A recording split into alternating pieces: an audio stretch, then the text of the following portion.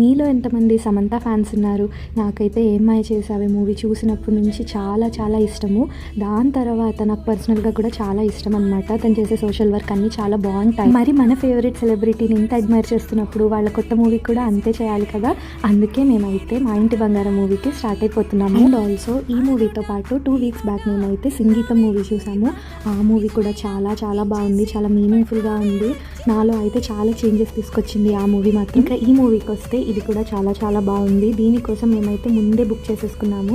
మేమైతే యూఏఈలో ఉంటాం కదా, ఇక్కడ థియేటర్ హౌస్ఫుల్ అవ్వడం చాలా రేర్. అలాంటిది హౌస్ఫుల్ అయిపోయింది. అండ్ ఆల్సో చాలా మంది లేడీసే వచ్చారనమాట.